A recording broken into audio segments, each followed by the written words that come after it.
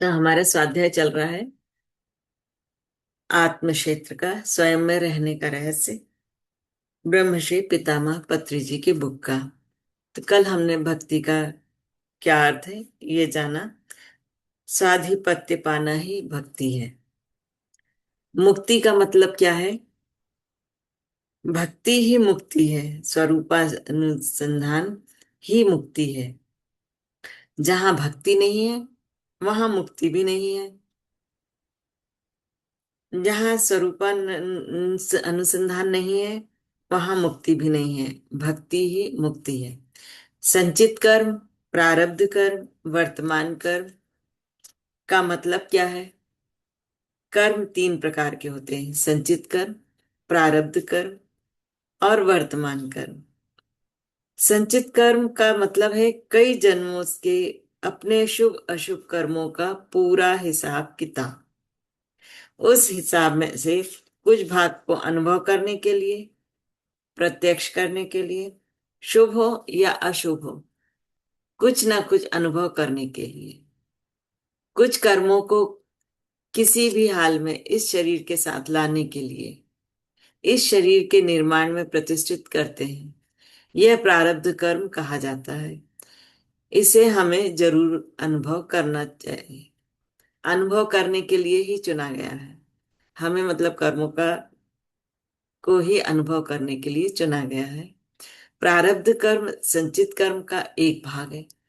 प्रारब्ध कर्म को अनुभव करते हुए नए कर्म हर एक जीव, हर एक शरीर, हर एक जीवन में करते रहते हैं। इन्हें वर्तमान कर्म कहते हैं। फिर वर्तमान कर्मों में शुभ और अशुभ कर्म होते हैं। शरीर छोड़ने के बाद फिर यह कर्म संचित कर्मों के बैंक बैलेंस में जमा हो जाते हैं, और जब फिर से दूसरे जन्म लेने का समय आता है तब हम उसमें इसे शुभ और अशुभ का अनुभव ले करने के लिए उन्हें आगे लाते हैं, मतलब फिर से अपने साथ लेके आते हैं। फिर जन्म लेते समय कुछ भाग इन संचित कर्मों से लेकर भोगते हैं। इस प्रकार जन्म तथा कर्म का संचार होता रहता है। आत्मज्ञान नहीं होने पर फिर से वर्तमान कर्म में शुभ और अशुभ कर्म होते हैं। यदि हमें आत्मज्ञान प्राप्त होता है तो हम यह समझ सकते हैं कि शुभाशुभ परित्यागी बनना है। यह शुभ कर्म और अशुभ कर्म नहीं है। तब इस ज्ञान के द्वारा इस जंग से मुक्त हो सकते हैं। ज्ञानाग्नि दग्ध कर्माणाम, अर्थात ज्ञान की अग्नि में समस्त कर्म जल जाते हैं। यह कर्म सिद्धांत अत्यंत प्रधान और विशेष होता है। यह सब पूरी यह सब कुछ पूरी तरह समझने वाला विषय है। अगर आपको संचित कर्म, प्रारब्ध कर्म, वर्तमान कर्म के बारे में मैं जानकारी दूं तो आपको समझ आएगा क्या? उनका कहना है कि अगर मैं जानकारी दूं तो आपको समझ में आएगा क्या? तो कर्म सिद्धांत क्या है? सन 1998 में महाराष्ट्र के सांगली जिला की पिरामिड मास्टर श्रीमती देशबंधु को ध्यान में भीष्म पितामह जी ने एक विशेष संदेश दिया। कर्म सिद्धांत के बारे में अंग्रेजी भाषा में बताया। इस पुस्तक का संतोष कालरा जी ने हिंदी में अनुवाद किया। पिरामिड स्पिरिचुअल सोसाइटी द्वारा प्रचारित इस पुस्तक को कृपया सभी पढ़ें, तो आप लोगों को सबको कर्मों के बारे में पता चलेगा। भीष्म पितामह जी ने कर्म सिद्धांत के बारे में नूतन विधान में संदेश दिया है कि सभी लोग इसको पढ़ें। मतलब उन्हीं का संदेश है कि सभी को इसको पढ़ना चाहिए। सत्य क्या है? पुराने जमाने के धार्मिक ग्रंथों को छोड़कर वर्तमान की न्यू एज स्पिरिचुअल पुस्तकें पढ़ना चाहिए। इन पुस्तकों में सच्चाई को बिल्कुल सीधा बताया गया है। पुराने ग्रंथों में सच्चाई ठीक तरह से नहीं बताई गई। अगर है तो वह कहीं कहीं मिलती है। मतलब कहीं कहीं है जो कई बार व्यक्ति को पूरी तरह वो जानकारी नहीं मिल सकती। और कई ग्रंथों को तो तोड़ मरोड़ भी दिया गया है। तो इसी कारण उनका कहना है कि अभी की अगर पढ़ते हैं तो ज्यादा अच्छा रहेगा। इसलिए मेरे प्यारे दोस्तों, नई बुक्स पढ़ें। आत्म पदार्थ ही सत्य है। अपने विचारों के अनुसार ही वास्तविकता का सामना होता है। वही सत्य है, उसके सिवा और कुछ भी नहीं। यद भावम तद भवति ही सत्य है। तपस्या क्या है? तीव्र साधना को तपस्या कहते हैं। संगीत में तपस्या करने का क्या अर्थ है? इसका मतलब है संगीत साधना में पूरी तरह लीन होना।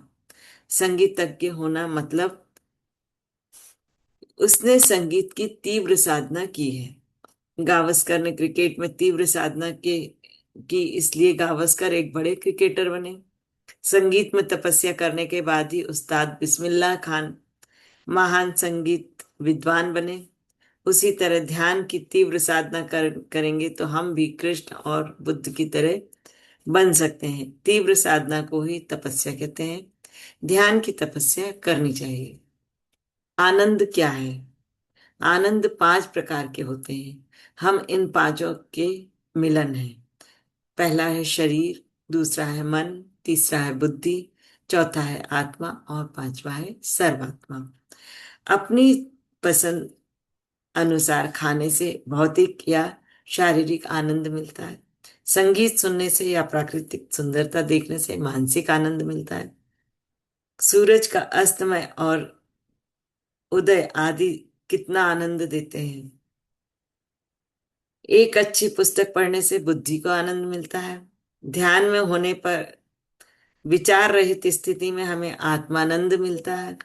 आत्मज्ञानियों के साथ रहने से ब्रह्मानंद मिलता है। सारे संसार के साथ जीना और उसके साथ मित्रता से जीना, यही ब्रह्मानंद है। अतः शरीरवत शारीरिक आनंद है, मनवत मानसिक आनंद है, बुद्धिवत बौद्धिक आनंद है, आत्मवत आत्मानंद है और ब्रह्मानंद समस्त सृष्टि के साथ रहने से ब्रह्मानंद होता है। तो यह 5 तरह के आनंद है। यह 5 आनंद होने से ही जीवन में पूर्णता मिलती है। एक की कमी होने पर भी यह अपूर्ण हो जाता है। इसलिए अगर हम पूरी तरह पूर्णता प्राप्त चाहिए तो इन सभी के साथ मतलब ब्रह्मानंद में रहना है। तीसरी आंख है मतलब दिव्य चक्षु क्या है? तीसरी आंख का मतलब है आत्मा। शरीर में 2 आंखें होती हैं। यह देह से मिलकर रहती है। देह का अनुभव ही तीसरी आंख का कहा जाता है। लेकिन जब देह से देही दूर हो जाता है तब वह अपनी तीसरी आंख नहीं है। वह आत्मा की सहज शक्ति है।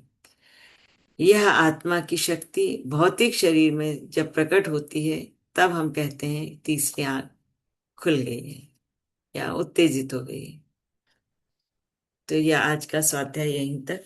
किसी को कुछ कहना है तो कह सकते हैं, नहीं तो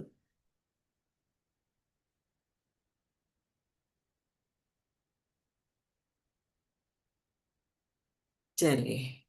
तो आप सभी के भीतर बैठे उस परम तत्व परमात्मा को मैं दिल से प्रणाम करती हूँ। यूं ही बीएमसी से जुड़े रहें, ध्यान करते रहें, ध्यान करवाते रहें, स्वस्थ रहें।